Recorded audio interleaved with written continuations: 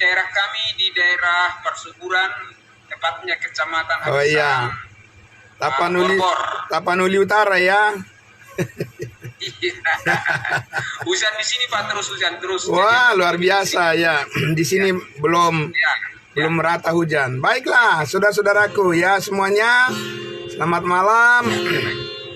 Ya, karena waktu yang terbatas maka kita akan mulai saja. Tadi sudah dipimpin doa pembukaan oleh Pak Pendeta Pardosi. Ya, oke. Kita nyanyikan Tuhan adalah gembalaku.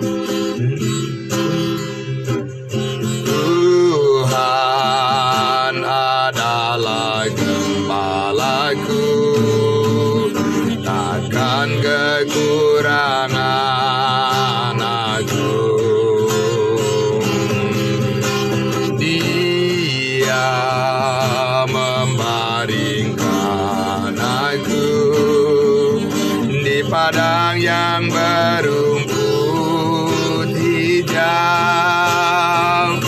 Dia menuntunku di jalan yang benar. Dia menyegarkan jiwaku. Dia membimbingku ke air yang tenang. Oleh karena kasih-Nya, sekalipun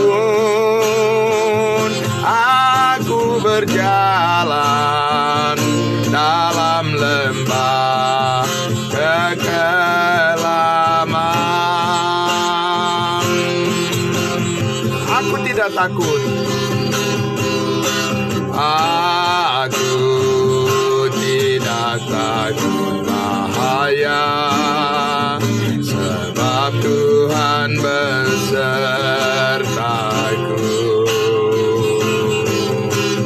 Gadamu dan tongkatmu, itulah yang menghibur aku. Dia menuntunku di jalan yang benar. Dia menyegarkan jiwaku. Dia membimbingku ke air yang tenang. Oleh karena kasih-Nya, sekalipun aku berjalan dalam lembah kekelaman, sekalipun aku berjalan dalam lembah kekelaman.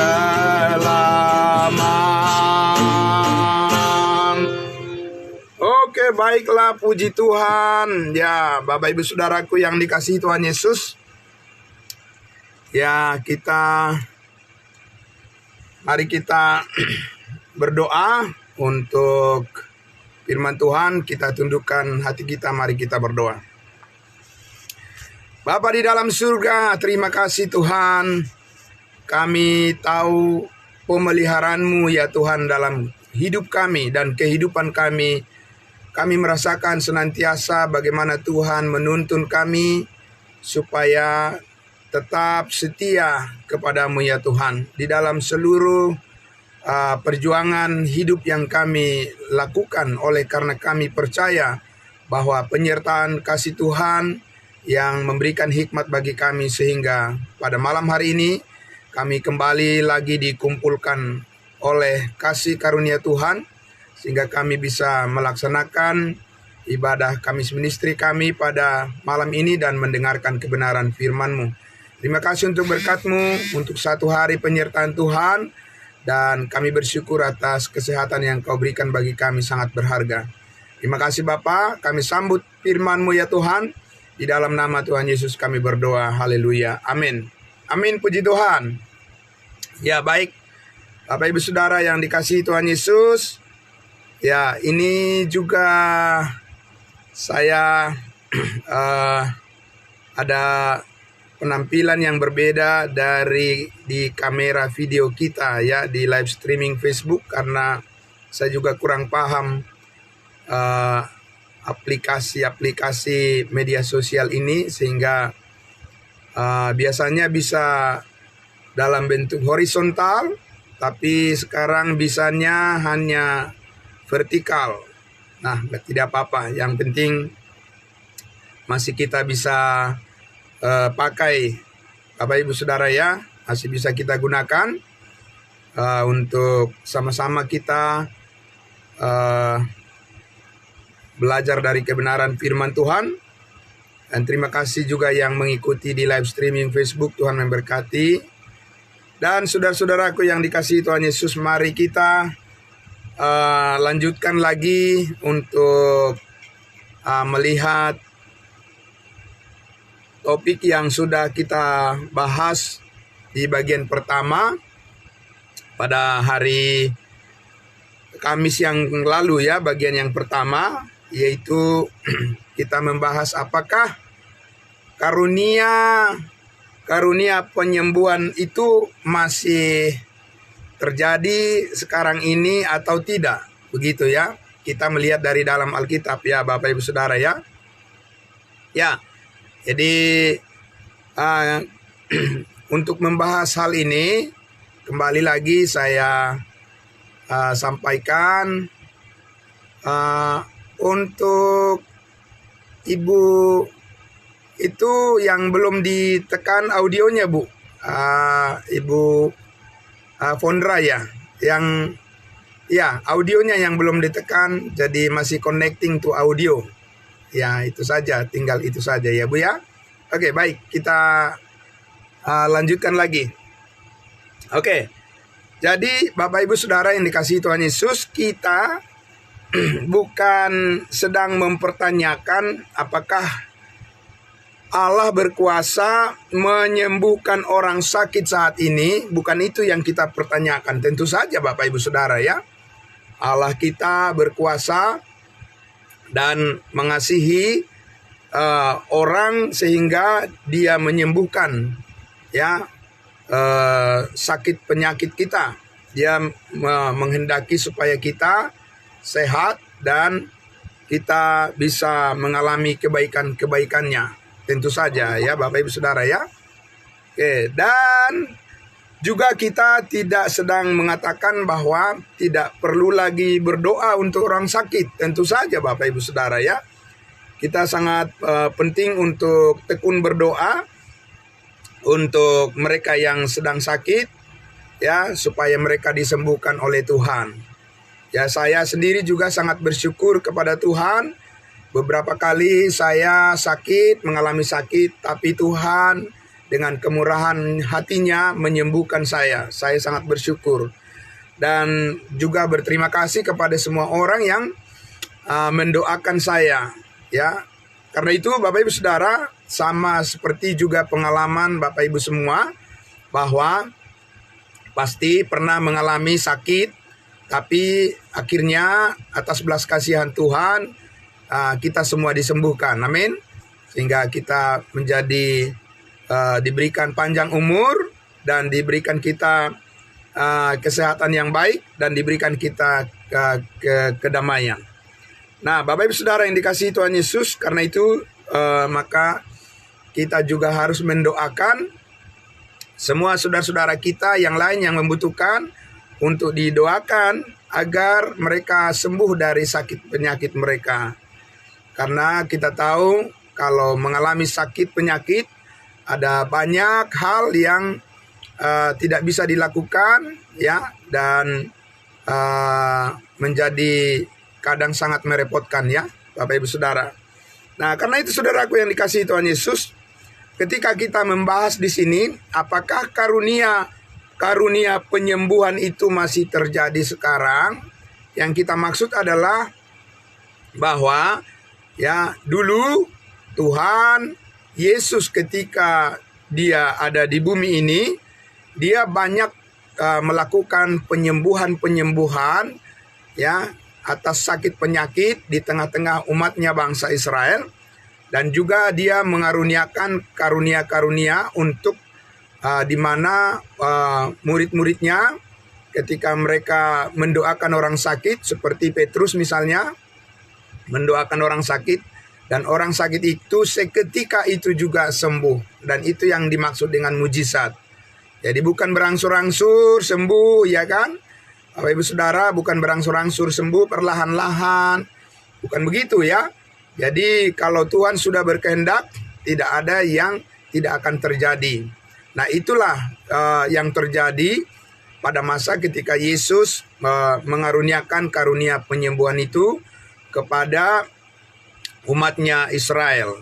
Nah sekarang Bapak Ibu Saudaraku yang dikasihi Tuhan Yesus, mari kita lihat bahwa apa yang sudah kita bahas, sudah kita dengarkan penjelasan di bagian pertama di hari Kamis yang lalu, bahwa Paulus menjelaskan ya bahwa setelah dia menerima secara lengkap wahyu, ya setelah dia menerima secara lengkap penyataan ya wahyu, revelation daripada Yesus Kristus yang diterimanya, yang kita tahu itu adalah, kita biasa menyebutnya sebagai Rosamon, Roma sampai Filemon. Maka disitulah Paulus katakan karunia-karunia penyembuhan itu berhenti, ya berhenti, tapi kuasa Allah tidak pernah berhenti, amin.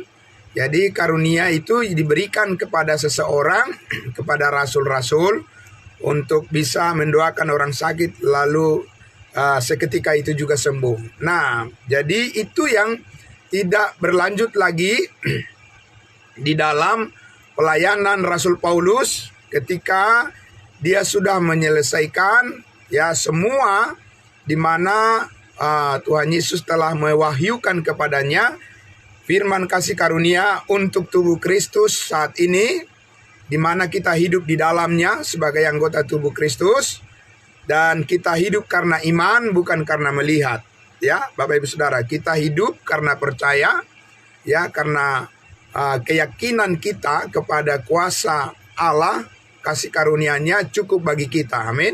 Ya, itu maksudnya Bapak Ibu Saudara. Nah, sekarang saya mau mengajak kita, saudara-saudaraku yang dikasihi Tuhan Yesus, saya mengajak kita untuk melihat beberapa contoh bagaimana karunia-karunia penyembuhan-penyembuhan itu sudah berhenti ya dari pengalaman terakhir daripada Rasul Paulus dalam pelayanannya. Mari kita lihat dulu di dalam 2 Korintus pasal 1. Ya, mari kita lihat 2 Korintus pasal 1 ayat 12 maksud saya. 2 Korintus pasal 12. Ya, mari Bapak Ibu Saudara, saya mengajak kita langsung melihatnya ya. 2 Korintus 12 saya akan membaca. Ini adalah kesaksian daripada Paulus sesudah dia terangkat ke surga. Sesudah dia terangkat ke surga untuk menerima wahyu dari Tuhan Yesus, ya, lalu dia menyaksikan bagaimana keadaannya secara fisik, keadaan tubuh Paulus, ya, bahwa dia juga mengalami sakit penyakit, ya. Dan inilah permohonan doa dia kepada Tuhan tentang apa yang dialaminya secara fisik, ya.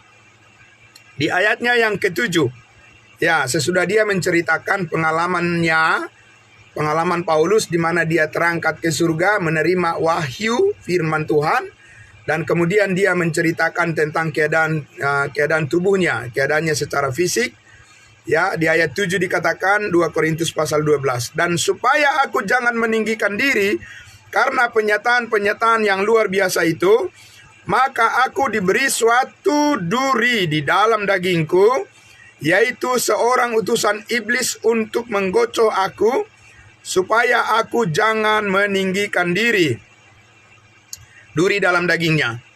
Ayat 8, tentang hal itu, tentang hal duri dalam dagingnya itu, dia katakan, aku sudah 3 kali berseru kepada Tuhan, berdoa tentunya, ya. Sungguh-sungguh seorang rasul berdoa minta kesembuhan supaya utusan iblis itu mundur daripadaku. Tentu saja ya, ini adalah merupakan harapan dari seorang yang mengalami sakit. Dia meminta Tuhan agar menyembuhkannya. Tapi kita lihat Bapak Ibu Saudara, apa jawaban Tuhan? Ayat 9. Tetapi jawab Tuhan kepadaku, cukuplah kasih karuniaku bagimu, sebab justru dalam kelemahanlah kuasaku menjadi sempurna. Jadi Tuhan jawab, apa jawabannya Bapak Ibu Saudara? Apa dia disembuhkan? Tidak. Tuhan tidak menyembuhkan sakitnya, Bapak Ibu Saudara. Tapi Tuhan memberikan yang lebih baik kepadanya, hal yang lebih baik kepadanya, ya, yaitu cukuplah kasih karuniaku bagimu, kata Tuhan kepada Paulus. Jadi Tuhan mencukupkan ya Paulus dengan kasih karunia-Nya. Nah, sebelumnya Bapak Ibu Saudara, saya akan mengajak kita untuk melihat dulu fakta ya bahwa sebelumnya Paulus ini mempunyai karunia penyembuhan yang sangat luar biasa. Ya, saya mengajak kita melihat di dalam Kisah Para Rasul 19. Kisah Para Rasul 19. Ya, Kisah Para Rasul 19. Disinilah kita lihat Paulus itu bahwa ya di awal pelayanannya dia mempunyai karunia penyembuhan yang sangat luar biasa ya. Oke. Saya akan membacakan di ayatnya yang ke-11. Kisah Para Rasul 19 ayat 11 ya. 11 dan 12. Oleh Paulus Allah mengadakan mujizat-mujizat yang luar biasa. Bahkan orang membawa sapu tangan atau kain yang pernah dipakai oleh Paulus dan meletakkannya atas orang-orang sakit, maka lenyaplah penyakit mereka dan keluarlah roh-roh jahat. Luar biasa. Bapak Ibu Saudara ya. Jadi Paulus mempunyai sapu tangan ajaib namanya ya. Jadi ketika orang-orang membawa sapu tangan Paulus lalu diletakkan pada orang sakit, apa katanya? Sembuhlah mereka semua, lenyaplah segala roh-roh jahat. Itu buktinya bahwa Paulus di awal pelayanannya dia mempunyai karunia penyembuhan. Amin. Ya, tapi apakah selamanya dia mempunyai karunia penyembuhan itu? Tidak. Bapak Ibu Saudara. Ya, dan kenapa? Itu yang akan kita lihat ke depan bahwa karena sesungguhnya untuk tubuh Kristus ya, darah Kristuslah kesembuhan kita. Amin. Pengampunan segala dosa itulah kesembuhan kita. Keselamatan kita beroleh hidup yang kekal di dalam Kristus Yesus, di mana kita disucikan oleh darahnya dari segala kesalahan dan dosa kita. Itulah kesembuhan kita yang sempurna. Amin. Ya, itulah Bapak Ibu Saudaraku yang harus kita pahami saat ini, bahwa kita harus mengutamakan apa? Tidak seperti orang-orang saat ini selalu mereka mengutamakan ya, sepertinya mereka mengejar-ngejar kesembuhan-kesembuhan jasmani tanpa mereka mengetahui kesembuhan rohani. Nah, itu dia. Walaupun dipelintir juga ya, istilahnya dikatakan kesembuhan ilahi katanya. Ya, apanya yang kesembuhan ilahi? Ya, Bapak Ibu Saudara. Ya, jadi kesembuhan fisik adalah kesembuhan fisik Bapak Ibu Saudara. Kesembuhan ilahi adalah pengampunan segala dosa kita dan keselamatan hidup yang kekal di dalam Kristus Yesus. Itulah kesembuhan ilahi. Amin. Tapi berapa banyak orang yang percaya itu Bapak Ibu Saudara? Nah, saudaraku yang dikasihi Tuhan Yesus, mari saya perjelas lagi. Saya perjelas lagi karena Paulus tadi mengatakan bahwa di dalam tubuhnya ada sebuah duri yang sangat mengganggu kesehatannya, mengganggu dirinya. Dan kita akan perjelas itu di dalam Galatia pasal 4. Mari saudaraku, ya. Galatia pasalnya yang keempat. Ya, Galatia pasal 4. Ya, Galatia, Efesus. Ya, sebelum Efesus ada kitab Galatia. Mari Bapak Ibu Saudara, kita buka Alkitab kita. Galatia pasal 4, saya akan langsung bacakan saja untuk saudara-saudaraku semuanya. Dikatakan demikian firman Tuhan. Galatia pasalnya yang keempat, ayatnya yang ke-13 ya. Ayatnya yang ke-13. Langsung saja saya baca ya. Dia katakan begini, kamu tahu, ini dia berbicara kepada jemaat Galatia. Kamu tahu bahwa aku pertama kali telah memberitakan Injil kepadamu oleh karena aku sakit pada tubuhku. Ya Bapak Ibu Saudara. Tapi kalau kita lihat tadi di Kisah Para Rasul 19, jangankan doa-doa dari Paulus, sapu tangannya saja bisa menyembuhkan orang sakit. Tapi lihat sekarang apa yang dia katakan kepada jemaat Galatia.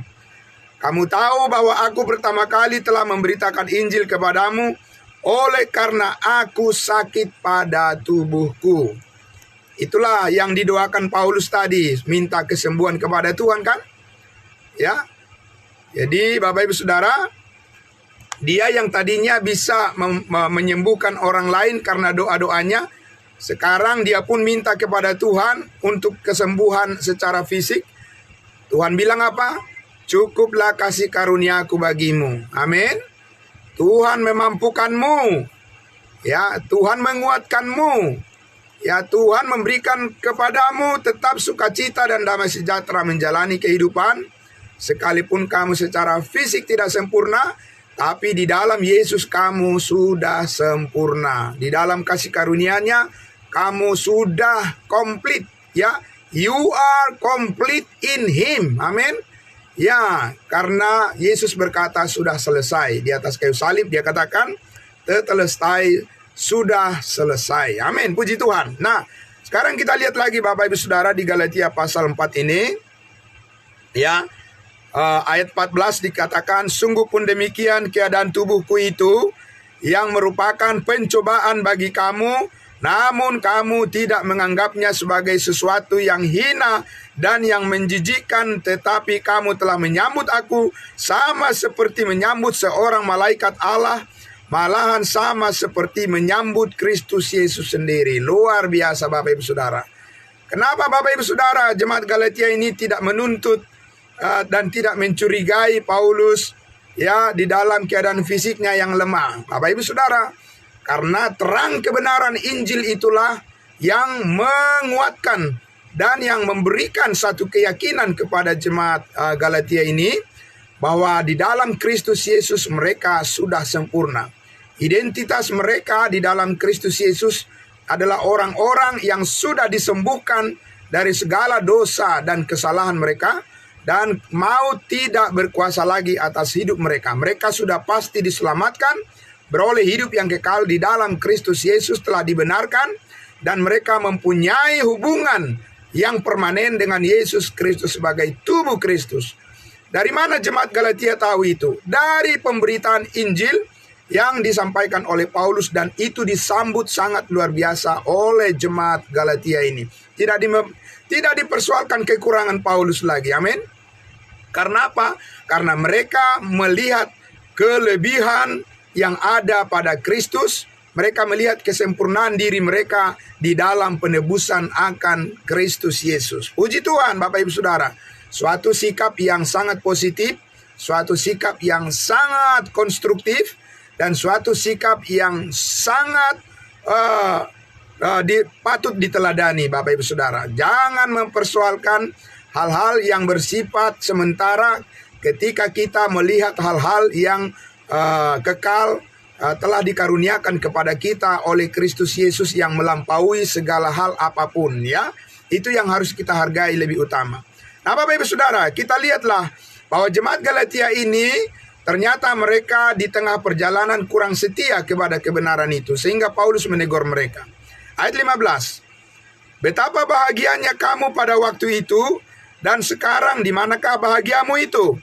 Karena aku dapat bersaksi tentang kamu, bahwa jika mungkin kamu telah mencungkil matamu dan memberikannya kepadaku. Luar biasa Bapak Ibu Saudara. Di awal jemaat Galatia ini begitu menghargai kebenaran kasih karunia Allah itu, dan di tengah perjalanan mereka Bapak Ibu Saudara menjadi terpengaruh dengan pengajaran yang tidak masuk di dalam kasih karunia Allah, di luar kasih karunia Allah. Sehingga Paulus katakan, Kenapa kamu lupa dengan kebenaran yang sudah sampai pada kamu? Ya. Dan Paulus katakan, Bapak Ibu Saudara, di ayatnya yang ke-16. Apakah dengan mengatakan kebenaran kepadamu, aku telah menjadi musuhmu? Ya, jadi Paulus sekarang bertanya, kenapa kamu lupa dengan kebenaran Injil Kristus yang telah membuat kamu mengenal terangnya dan yang telah mengangkat kamu kepada kehendak Allah yang sempurna, lalu sekarang kamu tidak lagi setia kepada kebenaran itu. Nah, di ayat 17 dikatakan, ya, mereka dengan giat berusaha untuk menarik kamu, tetapi tidak dengan tulus hati, karena mereka mau mengucilkan kamu supaya kamu dengan giat mengikuti mereka. Jadi di sini kita lihat bahwa jemaat Galatia ini, ya Bapak Ibu Saudara, mereka terpengaruh dengan pengajaran orang Yahudi yang menjauhkan mereka dari kasih karunia Allah, dan itu adalah kerugian yang sangat besar di jemaat Galatia ini, ya. Nah, Bapak Ibu Saudara, jadi Paulus minta mereka, kembalilah kepada ibumu, kembalilah kepada kebenaran, kembalilah kepada Allah kasih karunia-Nya, supaya hidupmu berbuah bagi kemuliaan Tuhan. Nah, Bapak Ibu Saudara yang dikasihi Tuhan Yesus, jadi kita lihat di situ, ya, bahwa Paulus di dalam sepanjang pelayanan, di akhir pelayanannya tentunya, ya, Bapak Ibu Saudara, dia mengalami kendala secara fisik.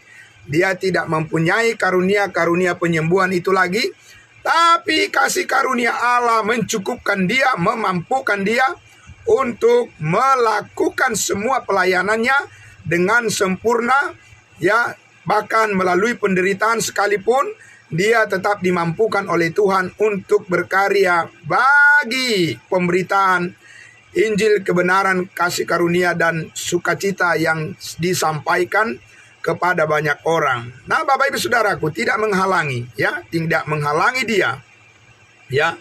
Tuhan memampukan dia tetap berkarya untuk memberitakan firman Tuhan, dan banyak orang yang terberkati. Nah, sekarang saya mengajak kita lagi untuk melihat bahwa di teman-teman daripada Paulus pun, ya, itu juga tidak lagi bisa menerima, ya, doa-doa penyembuhan secara fisik atas penyakit mereka dari Rasul Paulus sebagai pemimpin di dalam tim mereka. Kita lihat di dalam Filipi pasal 2. Ya, Filipi, saya mengajak kita untuk melihat di dalam kitab Filipi pasal 2, saudara-saudaraku, ya. Filipi pasal 2, saya membacakan ayatnya yang ke-26 dan 27. Filipi pasalnya yang kedua, 26-27. Saya bacakan, ya. Ya, ini berbicara tentang Epafroditus, rekan kerja Paulus, ya. Jadi di ayat 26 dikatakan, karena ia sangat rindu kepada kamu sekalian, dan susah juga hatinya sebab kamu mendengar bahwa ia sakit. Ayat 27, memang benar ia sakit dan nyaris mati, tetapi Allah mengasihani dia, dan bukan hanya dia saja, melainkan aku juga, supaya duka citaku jangan bertambah-tambah. Lihat Bapak Ibu Saudaraku, rekan-rekan pelayanan Paulus seperti Epafroditus ini juga tidak menerima lagi, tidak bisa lagi Paulus memakai karunia penyembuhan yang dulu ada padanya. Ya, Bapak Ibu Saudaraku, ya, tidak bisa lagi. Karena apa? Karena kasih karunia Tuhan lebih daripada karunia penyembuhan. Itu jawabannya. Nah, kita lihat Bapak Ibu Saudara. Satu lagi, 1 Timotius pasal 5. 1 Timotius pasal 5. Saya akan membacakan untuk kita semua. 1 Timotius pasal 5 ayatnya yang ke-23. Ayatnya yang ke-23. Ini adalah nasihat Paulus kepada rekan kerjanya, hamba Tuhan yang bernama Timotius. Apa nasihatnya? Ya, ayat 23. Janganlah lagi minum anggur, janganlah lagi minum air saja. Janganlah lagi minum air saja, jangan minum air saja, ya, melainkan tambahkanlah anggur sedikit, berhubung pencernaanmu terganggu dan tubuhmu sering lemah. Jadi suruh apa? tambahkanlah anggur sedikit, jangan banyak-banyak.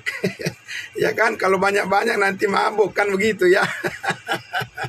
Jadi Paulus mengatakan pada Timotius, tambahkan sedikit anggur karena anggur sangat cocok untuk menolong pencernaan, melancarkan pencernaan untuk kesehatan. Artinya apa Bapak Ibu Saudara? Paulus menganjurkan supaya apa? Minum obat, kan begitu, ya kan? Itu realistis Bapak Ibu Saudaraku.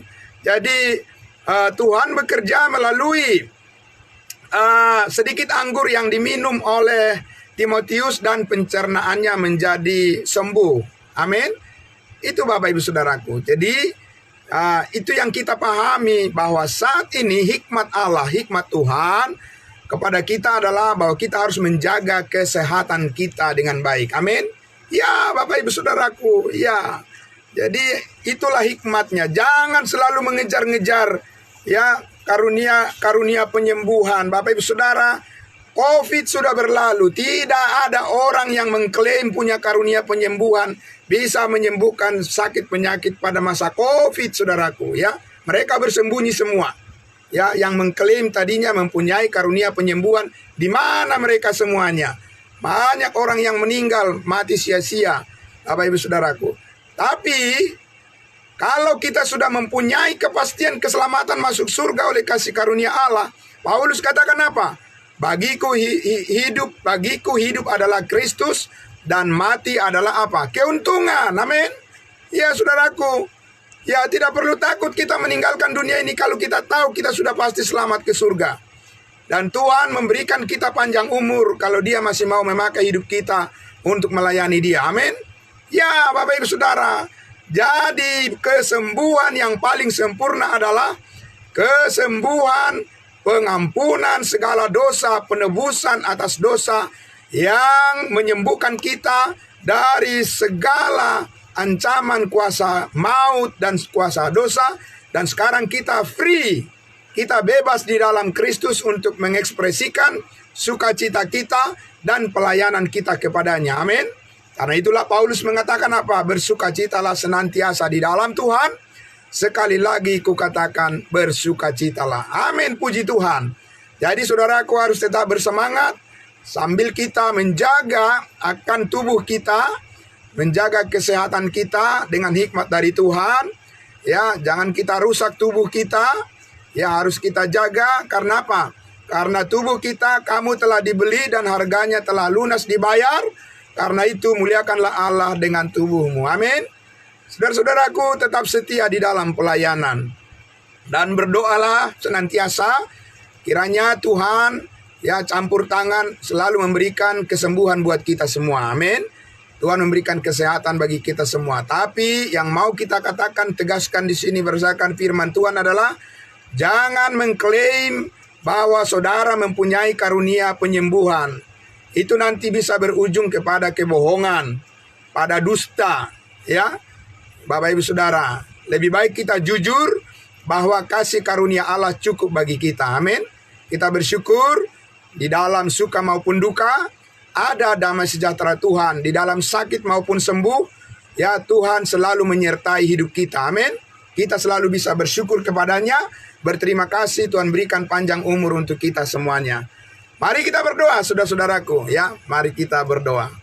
Bapa dalam surga, terima kasih, kami bersyukur ya Tuhan yang Kau berikan pada kami kesembuhan, terutama kesembuhan ilahi, yaitu Engkau telah menyembuhkan kami dari kuasa maut dan kuasa dosa, dan kami telah ditebus dari segala kesalahan kami, dan kami telah dibangkitkan bersama dengan Kristus.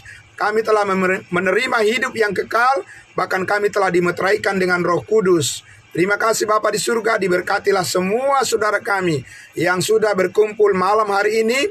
Bersyukur kepadamu, berterima kasih karena Engkaulah yang memberikan semangat hidup bagi kami untuk menjalani semua tanggung jawab kami, dan kasih karunia Tuhan selalu cukup berlimpah bagi kami. Di dalam nama Tuhan Yesus kami berdoa dan bersyukur. Haleluya.